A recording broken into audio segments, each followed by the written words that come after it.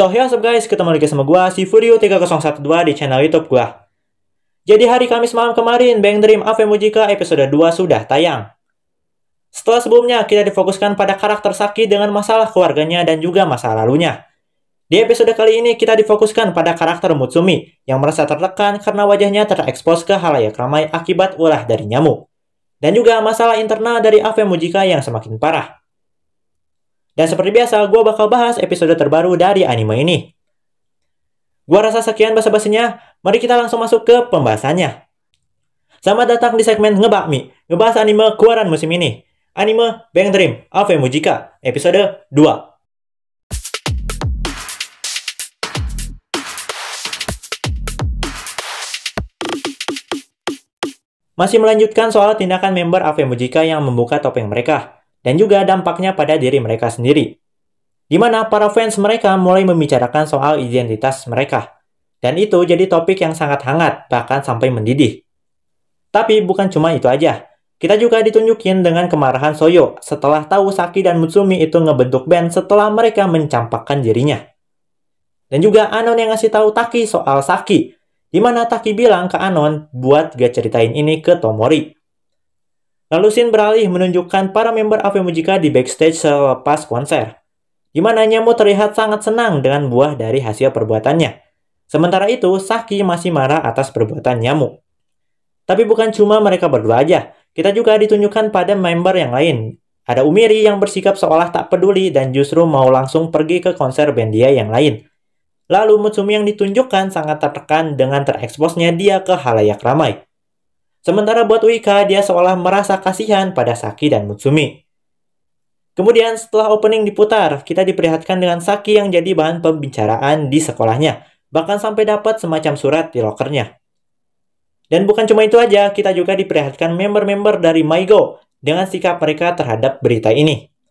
Tomori yang sangat terkejut dengan hal itu.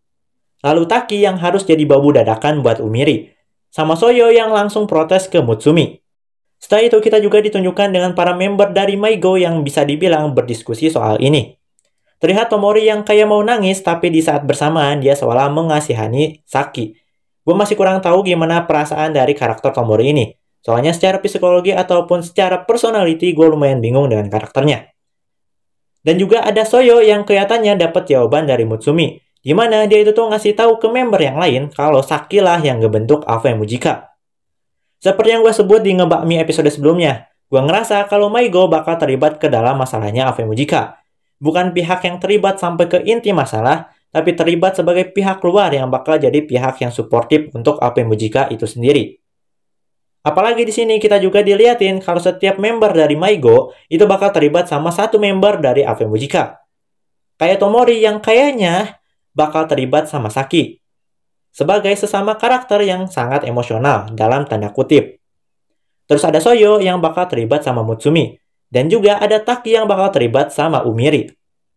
Oh ya, di sini juga Taki ngasih info baru yang mungkin aja itu tuh udah dikasih tahu di It's My Go, yang gue kayaknya lupa soal hal ini. Bahwa Mutsumi itu tuh nggak mau terkenal cuma gara-gara jadi anak artis. Disinilah landasan dasar kenapa Mutsumi sampai tertekan separah itu di episode ini. Dan itu bisa dimaklumi dengan nama orang tua yang besar, otomatis orang-orang bakal naruh ekspektasi yang besar pada anak mereka. Dan itu yang dirasakan oleh Mutsumi, dia tertekan oleh ekspektasi orang-orang. Setelah itu kita dilihatin AV Mujika yang lagi rapat buat persiapan tur nasional mereka.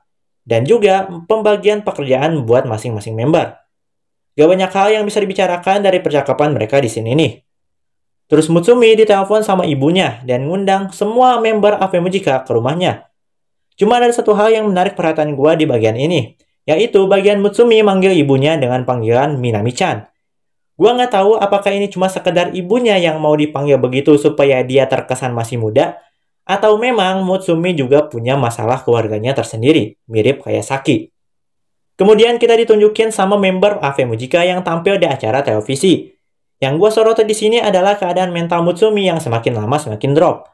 Meskipun memang gue bilang ini tuh adalah pengaruh dari ekspektasi orang-orang yang tinggi padanya. Tapi gue juga ngerasa kalau dia itu tuh punya trauma di masa lalu yang membuat dia sangat tertekan sama situasi semacam ini. Dan setelah gue ingat-ingat lagi, ternyata itu memang karena setiap kali Mutsumi ngomong, atau mengutarakan pikirannya sesuatu hal yang buruk akan terjadi. Seperti yang udah gue bahas juga di breakdown opening. Jadi kayaknya di masa lalu Mutsumi itu pernah diwawancara dan ngomong suatu hal.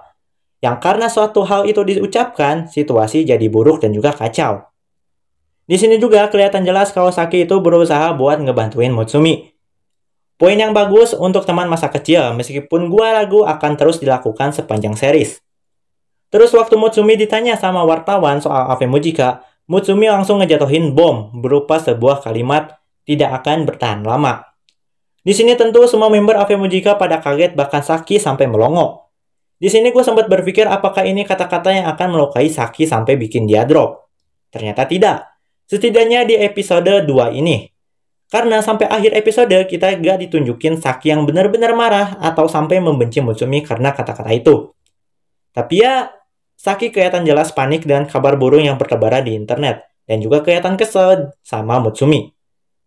Kalau di episode sebelumnya kita dipaksa untuk merasa iba pada Saki, di episode kali ini kita dipaksa untuk merasa iba pada Mutsumi. Dimana waktu dia lagi ngakuin pekerjaan solonya, kelihatan jelas kalau Mutsumi itu tuh merasa tertekan, stres, banyak pikiran. Pokoknya kayak semua beban hidup tuh numpuk semua di pundak Mutsumi, dan muncul di waktu yang bersamaan. Kalau Saki kita dipaksa iba pada keadaannya, kalau Mutsumi kita dipaksa iba pada psikologi dan juga mentalnya. Kita kemudian dialihkan pada karakter Uika, yang dimana kelihatannya nih karakter mulai nunjukin gelagat kalau dia tuh bakal jadi hero-nya atau MC-nya di cerita Ave Mujika ini. Setelah sebelumnya di episode pertama dia kelihatan cuma pelangap-pelongo doang.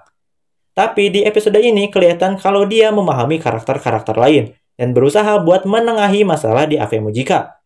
Itu ditunjukkan pada saat dia mencoba menahan nyamuk untuk tidak marah pada Mutsumi, dan juga di awal episode yang dia itu merasa kasihan pada Mutsumi. Dan di sini juga kita ditunjukkan dengan sesuatu yang gue harapkan, yaitu Uika yang berusaha jadi support buat karakter Saki. Dimana kita dikasih tahu ternyata selama beberapa hari belakangan ini, Saki tinggal dan tidur di kantornya. Yang waktu gue pertama kali lihat, gue ngerasa kayak, gila, karakter Saki kasihan banget. Dia udah kayak gelandangan lah, dalam tanda kutip. Di sini juga Uika nanya ke Saki kenapa dia tidur di kantor, terus dijawab sama Saki dengan seperlunya dan tidak sepenuhnya. Kemudian Uika ngajak Saki buat tinggal bareng dia buat sementara waktu. Yang ternyata perkiraan gua salah. Ternyata Saki nggak tinggal bareng Mutsumi buat sementara waktu. Dia justru tinggal sama Uika. Dan memang ngelihat keadaan Mutsumi yang kayak gini di episode ini, Mutsumi itu memang bukan opsi terbaik buat Saki bernaung meskipun hanya untuk sementara waktu.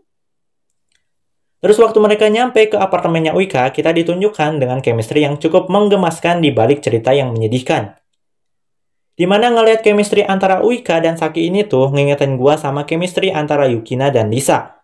Dan ini pun ngingetin gua sama salah satu episode di Garupa Pico season 3. Waktu Yukina sakit tenggorokan dan gak bisa banyak ngomong. Di sini Lisa sebagai teman masa kecilnya Yukina ngerti betul soal apa maunya Yukina.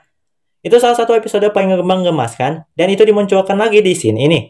Meskipun antara Uika dan Saki masih belum sampai ke tahap yang sedalam Yukina dan Lisa. Di sini juga diperjelas lagi nih soal Uika yang memang nggak tahu apa-apa soal keadaan keluarganya Saki. Dengan ditunjukkannya Uika yang baru tahu kalau ibunya Saki itu tuh udah meninggal. Dan itu ngebikin Uika berpikir bahwa kematian ibunya yang membuat Saki terluka. Terus Uika juga nyinggung soal nama panggung yang dipakai sama Saki, yaitu Oblivionis atau tak takut akan terlupakan. Yang seolah ini tuh merujuk pada keadaan Saki yang tidak bisa melupakan rasa sakitnya. Dan dia merasa tak masalah baginya kalau dia tuh harus melupakan hal tersebut. Ngomong-ngomong soal nama panggung mereka, gue sempat mikirin apa maksud dari arti nama mereka bagi karakternya masing-masing. Dan akhirnya gue udah lumayan dapat maknanya setelah nonton 2 episode dari Ave Mujika. Yang pertama Oblivionis atau tak takut akan terlupakan. Soal ini udah dijelasin ya sebelumnya, jadi langsung aja kita lompat ke yang selanjutnya. Terus ada Uika dengan Doloris atau tak takut akan kesedihan. Ini mungkin merujuk pada Uika yang tak masalah harus mendengarkan kesedihan dari Saki dengan keluarganya, atau mungkin juga kesedihan dari member lain. Soalnya dia yang paling sensitif atau pengertian di antara semua member Ave Mujika.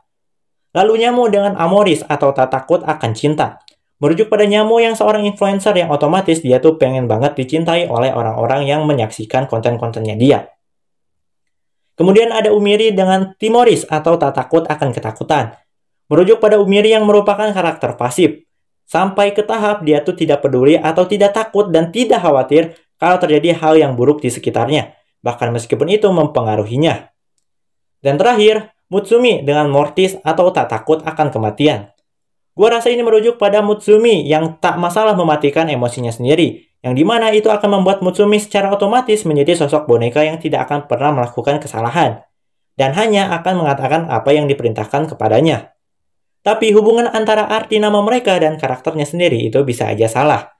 Ya, gue cuma pakai ilmu cocokologi. Kalau benar ya benar, kalau salah ya wes salah.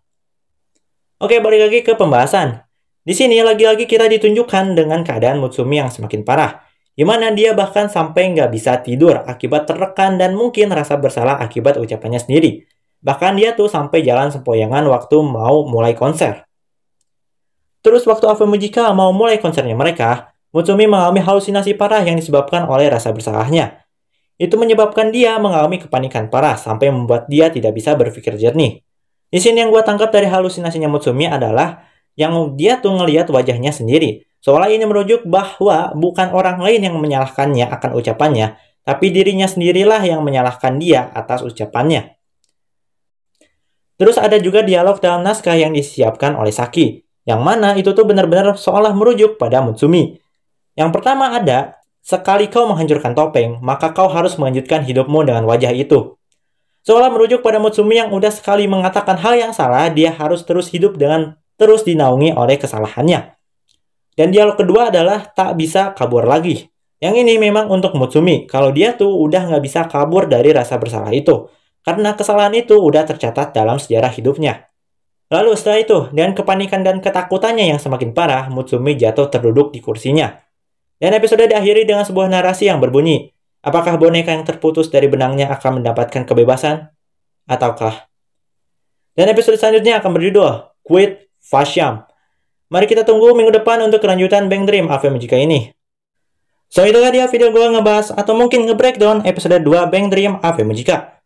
Memang di episode ini tuh nggak banyak yang bisa dijelasin dengan kata-kata. Soalnya ini lebih condong ke pendekatan secara emosional. Tapi meskipun begitu, gimana menurut kalian? Kalau kalian punya pendapat lain, silahkan taruh aja di kolom komentar. Dan mari kita berdiskusi dengan santai. Sekian videonya, gue Frio 312 pamit undur diri. See you next time in next video with next content. Bye-bye.